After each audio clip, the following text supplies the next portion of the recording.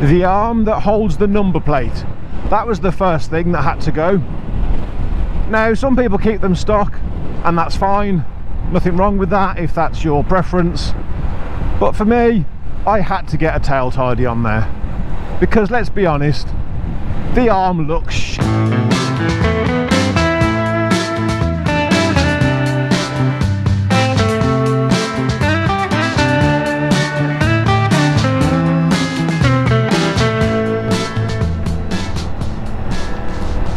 And when I say that that arm was the first thing to go, I mean literally first thing. I bought the bike, I hadn't done my CBT, I didn't have my gear, and before I even rode this bike I'd swapped that arm out for a tail tidy. I was in my garage waiting to do my CBT, looking at gear, but I couldn't look at that arm anymore. I still don't know what manufacturers are playing at, what they're thinking. There must be something to do with regulations, you know, maybe the plate's meant to be in a certain position, etc. Whatever it is, it just doesn't work. And it's funny, I was talking to my son about this because he's got the Lexmoto LXS and he's only just bought it, and he said to me, he said, first thing I want to do is I want to get that arm off of there.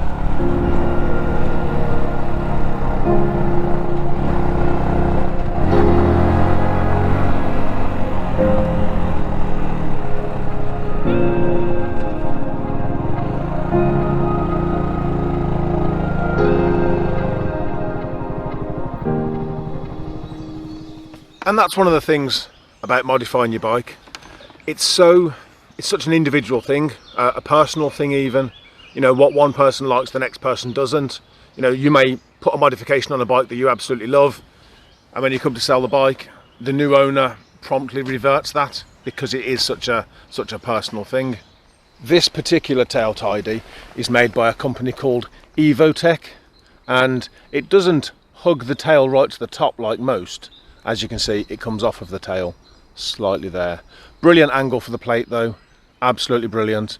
In hindsight, the cables that come out of here that run up underneath the tail tidy, I could have routed those within the tail further up and had them come out right next to the indicators. But that's just my own personal preference, and it's just me being a little bit particular. Other mods that I've got on this bike then, let's carry on from the back of the bike and make our way forward. So next one, pillion pegs, pillion seat delete. They're gone. Well, not exactly gone, they're in my garage. Kept them in case I ever wanted to put them back on the bike, which isn't something that I ever thought I was actually going to do, because the whole reason why I took them off in the first place is because bike time is my time. And so, you know, I'd had this bike for several years, I'd never carried a passenger, and as I say, in my mind, bike time is my time. So I took them off, and I must admit, the lines of the bike do look a lot better without the pillion pegs and the pillion seat. They don't look too bad when they're on, you know, and if you do happen to come off the bike, your pillion pegs that sit here, they will protect your fairing, in particular your tail. But I just love this bike without them. Having said that, I may actually be putting my pillion pegs and seat back on, because I may be carrying a passenger this year. I haven't decided yet whether I want to take them on this bike or the big bike or both. So I may just put my pillion pegs and seat back on this bike just so that I've got the option. Now, some of the mods that I have on this bike are quite common, like the tail tidy, like removing the pillion pegs and pillion seat. But this next one, maybe not so common, and that'll be the exhaust. Now, I know people are swapping out their exhausts all the time on these bikes and pretty much everything else that's out there. I myself had a aftermarket exhaust on this bike, and it looked amazing and it sounded amazing at tick over, until you rode the bike, at which point it made your ears bleed. It completely 100% took away all of the enjoyment of the bike, because I couldn't hear myself think. It was, I think the word I'll use is obnoxious. It was obnoxiously loud, and that works for some people. It just didn't work for me. You know, I liked the tone of that exhaust at tickover, but yeah, anything above that and it was just terrible. So I went back to a stock exhaust. But stock exhausts, they just look terrible. I'm sorry if you've got one, but I personally just think that stock exhausts on these bikes, they look terrible. So what I did was I took off the stock exhaust and completely dismantled it. You have to remove some bolts to get the end cap off, then you have to drill out some rivets, then I painted all the metal parts, and then I carbon wrapped the outer shell. Just some typical adhesive wrap that has a carbon effect on it. You see, the outer shell of these exhausts isn't actually the exhaust. The exhaust is a lot thinner, a lot smaller. The outer shell sits about an inch outside of the actual exhaust, and so it doesn't get as hot as the exhaust itself. So I had hoped that, although this was an adhesive, I had hoped that it would stick and last. And the whole thing seems to have worked really, really well. Having the exhaust completely black, particularly on this bike with all the black panels on the back end there, it just blends the exhaust really nicely into the bike.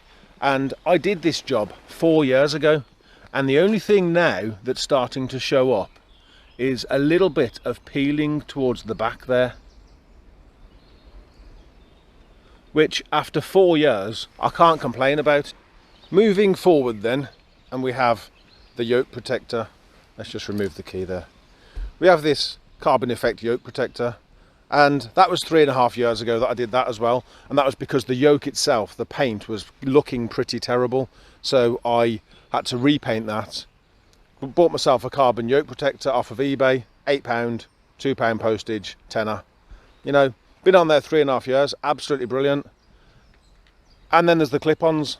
The clip-ons are black. They're supposed to be silver on this bike, but I had to get them repainted because they were looking pretty bloody terrible. And it's funny, when I look back at old footage of this bike and I see my silver clip-ons, they just don't look right.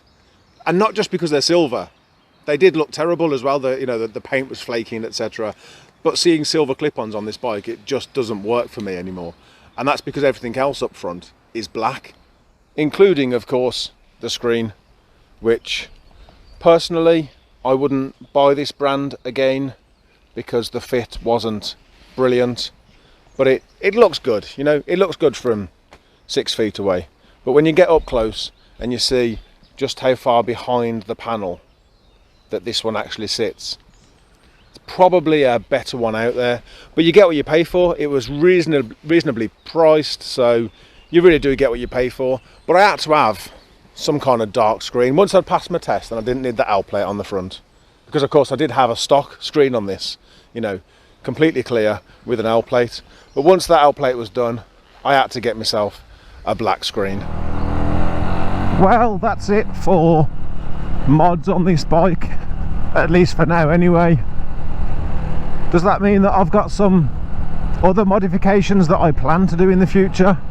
Yes it does.